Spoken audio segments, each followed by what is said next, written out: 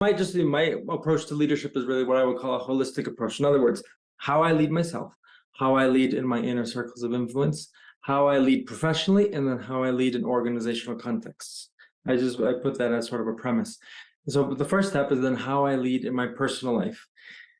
In the end, we are the hardest people to lead and the hardest people to follow. It's really, and if we go into what the leadership process is, it's about a leader, a follower, and a context. But this, first and foremost, this happens within us because I am my leader and I am my follower. In other words, that my vision, my ideals, who I want to be, what I'm aiming for, that's what I would call that self that's a leader in me.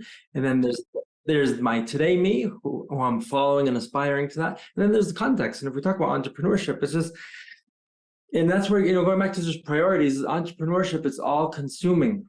It's as we all know, it's not a 9 to 5 or whatever type of job. It's all consuming. Yes. And there's so many wonderful elements about it, but there's also so many challenges. And so it goes back to who do I want to be? And that entrepreneurship, that it helps me become the person that I want to be. And that all of a sudden, and that it doesn't, sort of all of a sudden turn me into the person that I never wanted to be.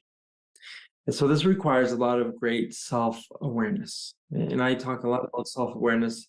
Self-awareness is what I would call the greatest leadership asset, because the more we know ourselves, the better we can lead ourselves and the better we can lead those around us. And the lack of self-awareness, the greatest leadership liability, because we have so many blind spots. And this can happen, in entrepreneurship, it's so intense. It's like, I don't have time for me. I don't have time for my priorities. I don't have time to think about what I'm going through. Burnout is very common. Depression is very common in entrepreneurs. Divorce is very common in entrepreneurship. So many things and I think just because we're human, we get on this train of life or of entrepreneurship, and then we get to a certain point, we're like, oh, this isn't where I want to be as a human being. Maybe I'm making all the money I wanted, but what has the price